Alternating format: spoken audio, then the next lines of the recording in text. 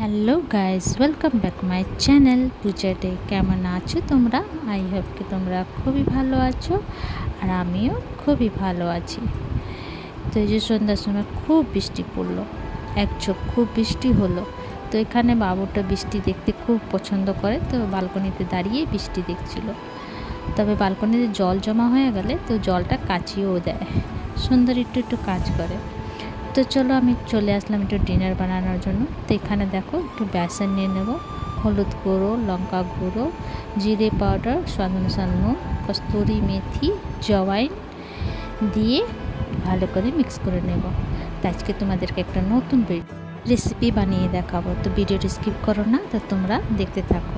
তো এই যে সমস্ত বেসনটাকে ভালো করে মিক্স করে নিচ্ছি। এইবার আমি জল দিয়ে আটা মতো সেনে নেব। তো এই যে দেখো সানা হয়ে গেছে।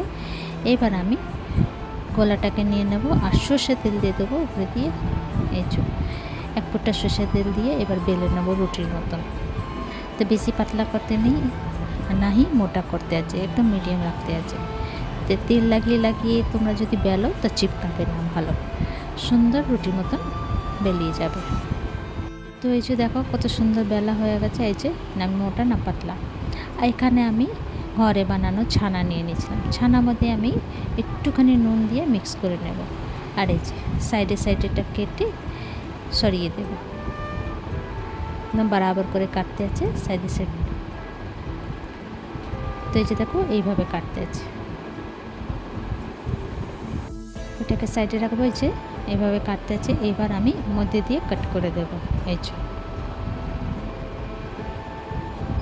একদম বরাবর করে মধ্যে দিয়ে কাট করে দেব। আর এই যে যে ছানাটা ছিল যে একটুখানি নিয়ে মধ্যে রাখবো, আর এই যে ফোল্ড করে দেবো, মতলব মোড়াতে যাব। এইভাবে আমি সমস্ত বানিয়ে নেব। তো এই যে দেখো কত সুন্দর হয়ে গেছে না, দেখতেও কত সুন্দর লাগছে। তো এই যে বানিয়ে নিলাম সমস্ত। এবার আমি এখানে বাদাম আর এখানে তিল নিয়েছি, এটা পিষে নেব। তো এই যে দেখো তো বাটা হয়ে গেছে। এখানে আমি কড়াই বসিয়ে দিলাম। কড়াইটা গরম হয়ে গেলে দিয়ে দেবো সর্ষের তেল, তারপরে জিরে দেব, তেজপাতা আর গোটা গরম মশলা, লং, ইলাইচি, দালচিনি এটা ছিল। আর একটা মিডিয়াম সাইজের পেঁয়াজ মিহি মিহি কেটেছিলাম, একটু ফ্রাই করে নেব। जब तक পেঁয়াজটা একটুখানি গলবে ওর উপরে দিয়ে একটা জালি বসিয়ে দেব। তোমাদের এরকমভাবে কোনো কিছু থাকলে বসাতে পারো। তারপরে এটার উপরে দিয়ে এই যে বানিয়েছিলাম বেসনের সেটা দিয়ে ঢেকে দেব। ভাপে একটু সিদ্ধ হতে থাকবে আর নাড়াচাড়া করতে থাকবো সরিয়ে, আর ঢেকে দেবো আবার।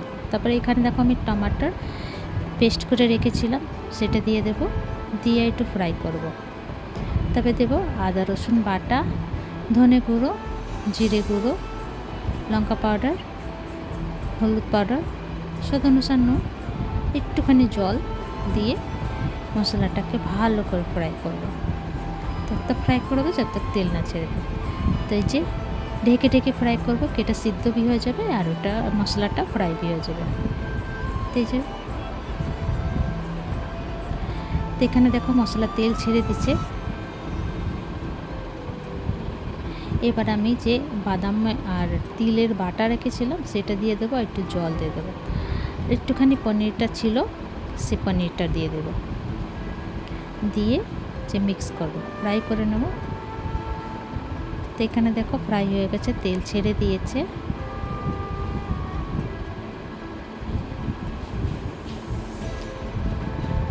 এই তরকারিটা খেতে খুব টেস্টি হয়েছিল। এবার আমি জল দিয়ে দেবো। তো আমি নর্মালি জল দিচ্ছি,